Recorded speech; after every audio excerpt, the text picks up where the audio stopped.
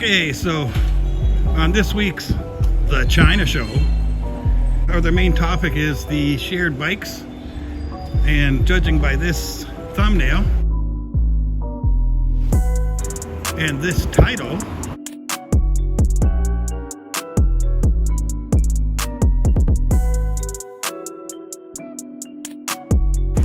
this is a shared bike right here, and I can tell you the only thing it is, it's got an on and off, and it's in here. It's like a locking mechanism that oh, that one's not even locked. Well, it is locked. Okay, so it will stop. You can unlock it scanning this QR code, but you have to be careful with those. Actually, I think you can use this one down here as well, or this one. So you can scan one of those codes, and there is an app that goes with it, so you'd have to have the app, and then you can unlock the bike and you can ride it.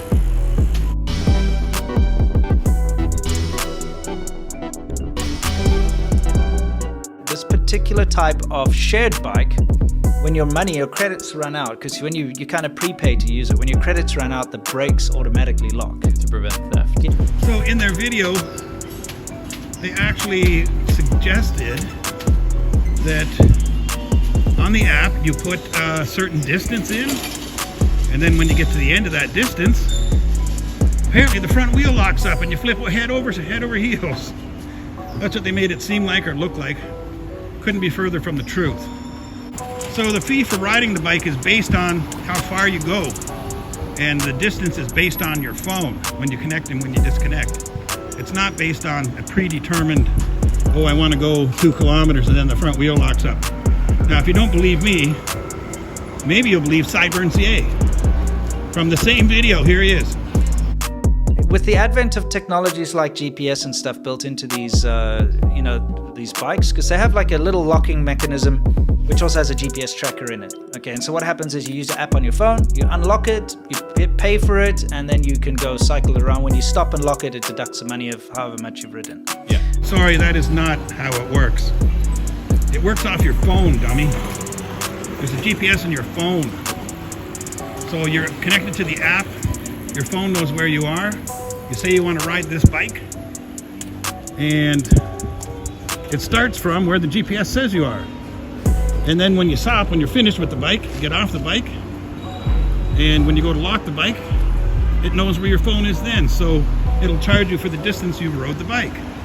So those guys being bike riders, or at least at one point they used to be bike riders, you think they would look at that video and they would know that that was a front wheel malfunction that made that bike flip over. You'd think that they might know that.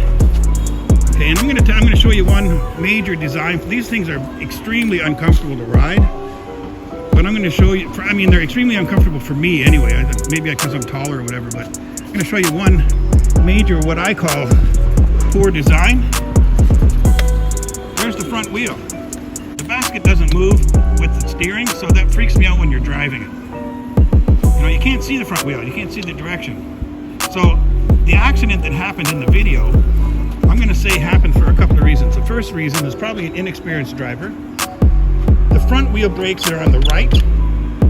The left wheel brakes are on the left. His front wheel was gone. It went this way.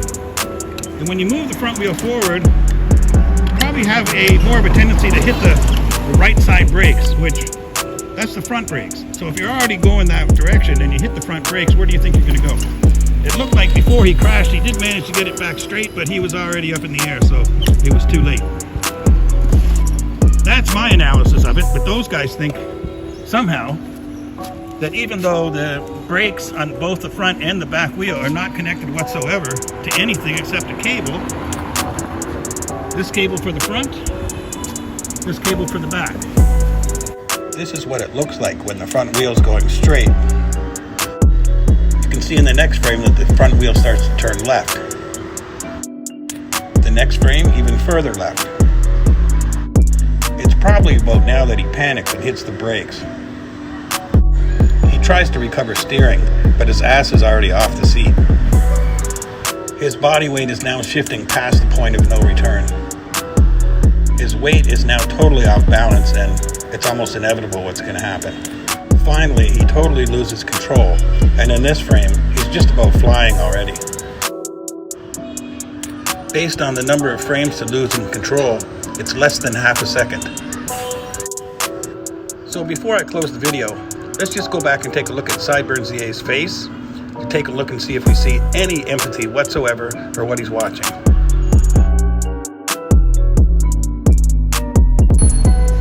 So some would say it's wishful thinking, but I wish for once they would tell the truth, or if they don't know, don't say anything. I mean, I don't know either what happened for that accident. I don't know exactly for a fact, but I do know for a fact that it's not what they said. I can guarantee you that. Or what they're trying to insinuate anyway by their thumbnail and their title and the stuff they talked about. It's not true.